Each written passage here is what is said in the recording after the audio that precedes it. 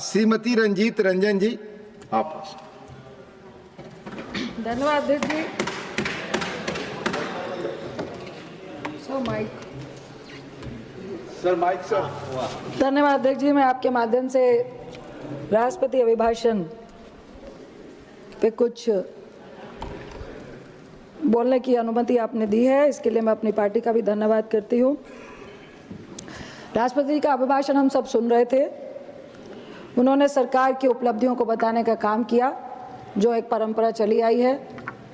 राष्ट्रपति जी को सरकार की नीतियों और उनकी उपलब्धियों को, उनकी विफलताओं को भी बताना चाहिए, जो इस परंपरा में शामिल नहीं है। साथ ही उन्होंने ऐतिहासिक जो कुंभ मेला चल रहा है, मौनी आस्था के दिन जिन भगदड़ से जिन लोगों की मौत हुई, उसके लिए दुख व्यक्त किया। इसके लिए हम पूरा सदन उनका धन्यवाद तो नहीं करेगा, लेकिन हम शामिल हैं कि हम सब उस दुख में शामिल हैं। पर मेरा थोड़ा सा, मैं कहूँगी कि मैं आपकी निंदा नहीं कर रही हूँ, लेकिन बेहतर होता कि हम पूरे सदन को और पूरे देश को विश्वास में लाते कि भगदड़ में आखिर कितने लोगों की मौत हुई है। क्योंकि मुझे कल पीयूष जी जवाब दे रहे थे, कुछ ऑब्जेक्शन उन्होंने किया था, तो मैं उन्हीं को कोट कर रही हूँ कि उन्होंने पुराना कुंभ का इतिहास दोहराया कि 1965 में इतने लोग भगदड़ में उनकी डेथ हो गई थी, फला में इतनी डेथ हो गई थी, फला में इतनी डेथ हो गई थी।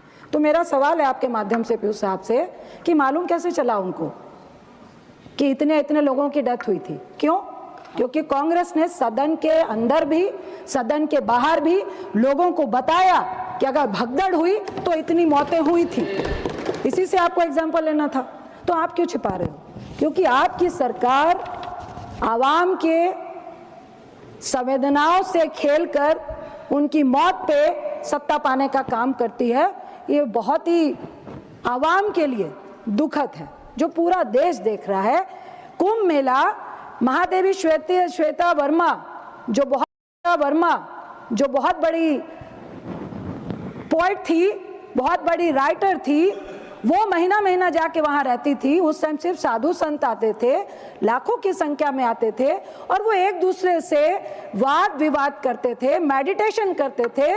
वो आपकी सत्ता पाने का, वोट पाने का, प्रचार का माध्यम नहीं था, जो आज की तारीख में आपने कर दिया है। इसके लिए हम सबको बहुत अफसोस हो रहा है।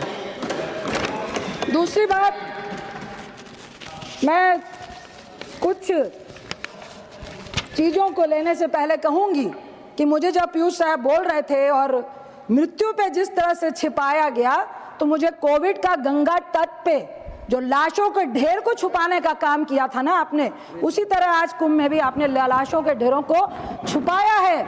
और मैं आपको दावा करती हूं कि कल इस पे भी मूवी बनेगी, क्योंकि रात के कई घंटों तक उन शरीरों को, डेड बॉडीज को कमरे में बंद रखा गया, घायल कह के डेड बॉडी को हॉस्पिटल ले जाया गया और वहां से भी उन डेड बॉडियों को गायब किया गया। एसपी ने कहा मेरा नाम नहीं लेना, लेकिन जबरदस्ती लोगों से साइन कराया गया और कहा गया कि कहा जाए कि उनकी अपनी बीमारी से और नेचुरल डेथ हुई थी कुंभ मेले में, ना कि भगदड़ से हुई थी। ये हम सब के लिए बहुत शर्म की बात है। मैं पांच छह सब्जेक्ट पे राष्ट्रपति अभिभाषण पे बोलना चाहूंगी। उससे पहले मैं पूछूंगी राष्ट्रपति अभिभाषण में, क्योंकि सरकार ने कहा कि यह गरिमापूर्ण अभिभाषण है, यह सुनहरा कागजों पे दिखाया गया कि ये देश के सुनहरे दिन 10 सालों से चल रहे हैं, लेकिन ये सच्चाई, जो जमीनी सच्चाई है ना, उससे मेल नहीं खाता है।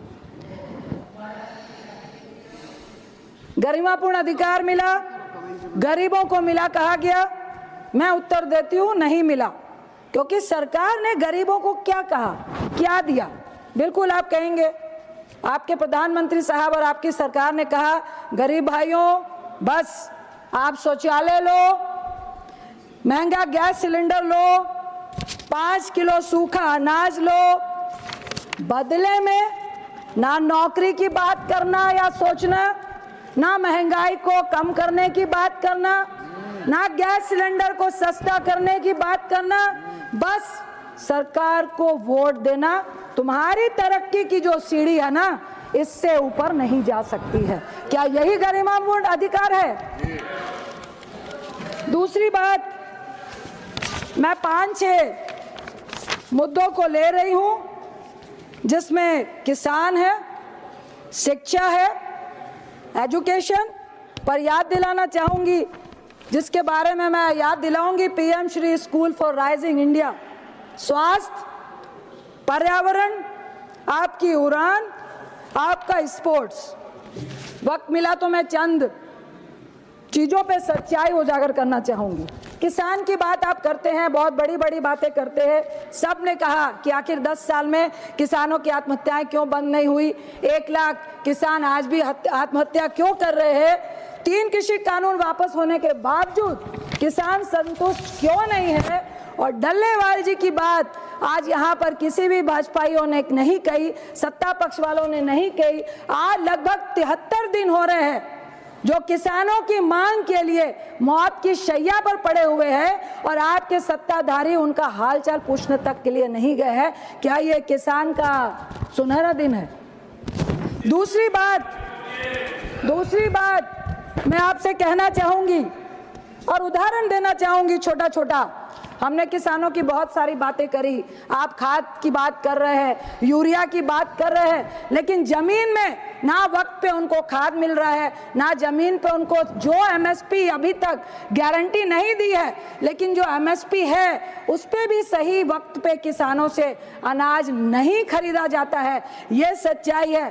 साथ ही मैं एक छत्तीसगढ़ का उदाहरण दूंगी कि अभी 1 साल पहले जब विधानसभा के चुनाव हो रहे थे, हमारे प्रधानमंत्री साहब, मैं मंत्री जी को कहूंगी कि उनको सुनना चाहिए, जवाब देना पड़ेगा।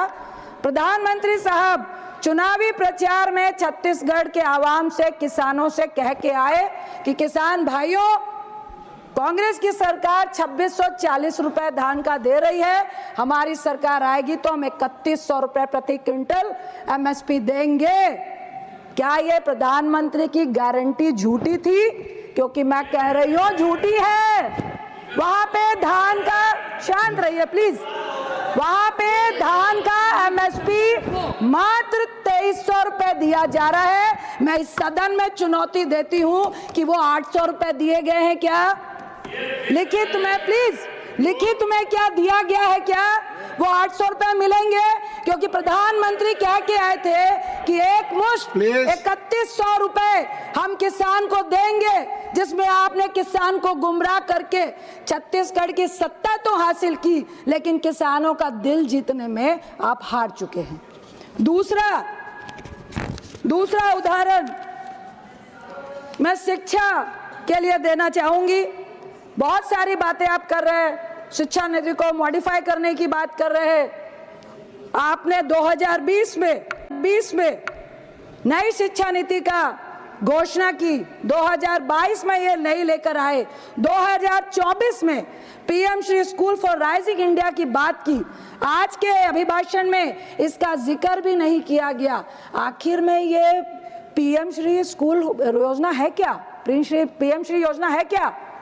ये राजीव गांधी सर्व शिक्षा अभियान का हिस्सा है, जिसमें से आप कुछ स्कूल उठाने का काम कर रहे हैं। और सच्चाई ये है, आपने कहा कि 14,000 स्कूल हम ले रहे हैं, जिसमें 6,000 फंक्शनिंग है।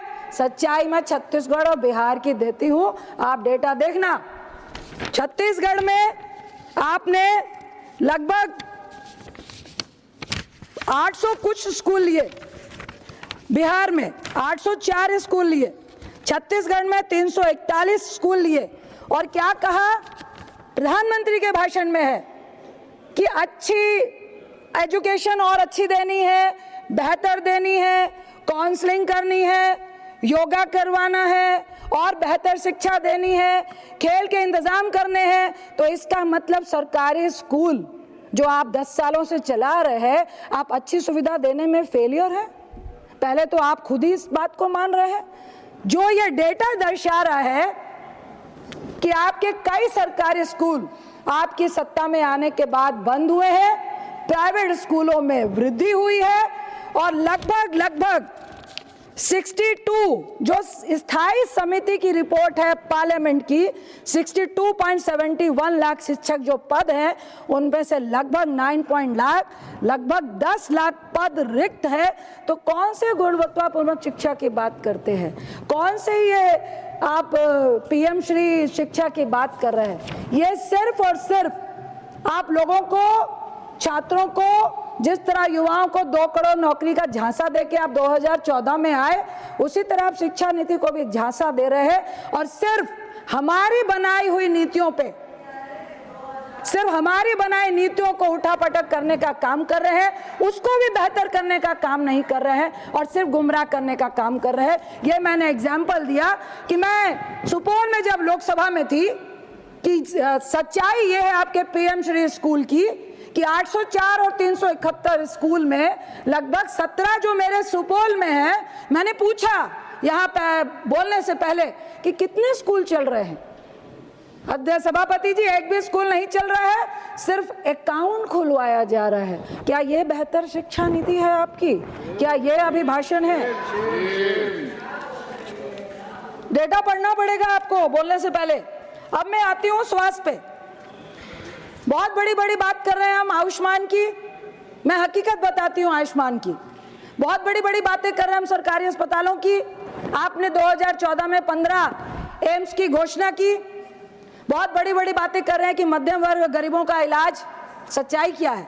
सच्चाई आज भी महंगी है। सच्चाई आज भी, एक तरफ आप कह रहे हैं कि 25 करोड़ जनता को हमने गरीबी रेखा के ऊपर कर दिया। WHO की रिपोर्ट कह रही है 5.5 करोड़ जो आवाम है यहाँ का, इलाज में 65 से 70% आज की तारीख में भी उसका खर्च हो रहा है, जिसके कारण वो लगातार हर साल गरीबी रेखा के नीचे धकेले जा रहे हैं। सच्चाई इस देश की ये है। आप आयुष्मान की बात कर रहे थे कि हम 5 लाख रुपए दे रहे हैं। सभापति जी, सच्चाई ये है, आप इम्प्लीमेंटेशन, मैं कहूंगी बढ़िया योजना थी, आपको अच्छा करने के लिए इम्प्लीमेंटेशन को देखना चाहिए था, नीचे क्या हो रहा है वो देखना चाहिए था।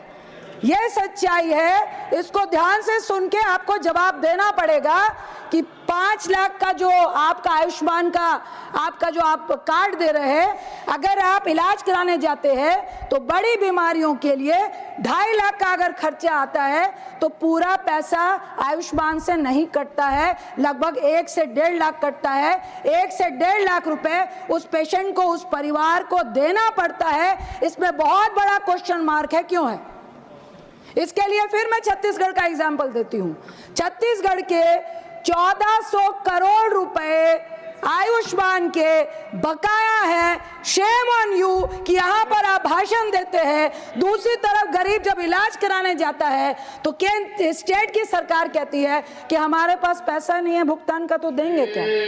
क्या ये सही नहीं है कि छत्तीसगढ़ का 600 करोड़ रुपए का भुगतान, 600 करोड़ का भुगतान आपने नहीं किया है, और वहां के प्राइवेट अस्पताल जिनको आप भाषण में बड़े बड़े अक्षरों में कहते हैं कि हर प्राइवेट अस्पताल आयुष्मान के तहत इलाज करेगा, नहीं कर रहा है। और छत्तीसगढ़ के अस्पतालों ने तो धरना भी दिया कि हमें सरकार पैसा नहीं भेज रही है, इसलिए वो कोई भी आयुष्मान कार्ड धारक का इलाज करने में कतराते हैं, उनका इलाज नहीं कर रहे हैं। ये रिपोर्ट भी आपको देखनी पड़ेगी। दूसरी तरफ आप एम्स की बात करते हैं, 10,000 पेशेंट दिल्ली एम्स में जो कांग्रेस की देन है, आज भी सबका विश्वास उसी में है। आज भी बिहार हो, यूपी हो, बंगाल हो, लोग यहाँ आके इलाज क्यों करा रहे हैं?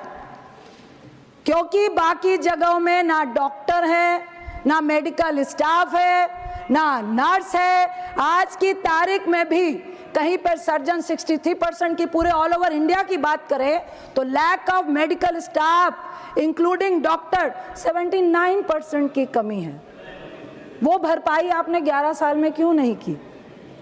क्यों सिर्फ दिल्ली एम्स में इतना भार है कि लोग सड़कों पे, जो सबवे के नीचे बुरी हालत में 6-6 महीने से बैठे हुए हैं, वहां से अपने इलाज कराने की बारी का इंतजार कर रहे होते हैं। ये कौन से सुनहरे सपने की बात कर रहे हैं आप, जिसमें आज भी गरीब को कोई इलाज नहीं मिल रहा है? इसके साथ ही अब मैं पर्यावरण की बात करती हूँ। आपने ग्रीन हाइड्रोजन की बात की, ग्रीन रेवेन्यू की बात की, सौर ऊर्जा की बात की। धरातल में क्या कर रहे हैं आप? जोशीमठ में दरारें आई, जो टनल बना वो क्यों लीकेज हुआ, क्यों ढह गया, क्यों आपने उसकी सेफ्टी का इंतजाम पहले नहीं किया था? क्यों आज तक एक्सपर्ट बोल रहे हैं कि जगह पे वो टनल बनी? Conclude करिए। प्लीज 5 मिनट और लो no sir. No no sir 5 नहीं, मैं बता चुका। सर हमारा टाइम है एक मिनट में सर, प्लीज सर हमारा टाइम है। 1 मिनट में कंक्लूड करिए सर प्लीज, मेरी अपनी सर मजबूरी। पाउस तो प्लीज कर दीजिए। 1 मिनट, सर पाउस तो कर दीजिए। 1 मिनट प्लीज कंक्लूड करिए। प्लीज कंक्लूड, सर 3 मिनट दीजिए प्लीज। Please conclude. पर्यावरण की बात करते हैं। 4 धाम योजना में इको सेंसिटिव जोन को आपने छेड़ दिया, गंगा के नेचुरल स्रोत को आपने छेड़ दिया। पर्यावरण मंत्री बीआरओ पे, डिफेंस पे छोपता है, डिफेंस पर्यावरण मंत्री पे छोपता है, उस पे ट्रांसपोर्ट मिनिस्टर पे सौंपते हैं, और कई हजार पेड़ काटने का जो आपका इंतजाम करके रखा हुआ है। आप पर्यावरण की बात कर रहे हैं, ना जोशीमठ को सेव कर पाए, ना पहाड़ों को सेव कर पाए। मैं आपको एक सलाह देना चाहती हूँ कि आपको कैरिंग कैपेसिटी के अकॉर्डिंग पहाड़ों को बचाने का काम करना चाहिए। ये रिपोर्ट है। Please sir 2 minute, sir 2 minute please. Sir हमारी पार्टी से काटेंगे सर 2 मिनट। माननीय प्लीज 2 संजय मिनट। सिंह, माननीय संजय सिंह, आप बोले आपकी बात रिकॉर्ड पे जाएगी। माननीय मेंबर्स, मैंने बताया समय के बारे में मेरी सीमा है। प्लीज माननीय संजय सिंह सर उनको आप बोले आपकी बात रिकॉर्ड पे वो जाएगी। अपनी पार्टी के लिए कह रहे हैं सर। आपकी बात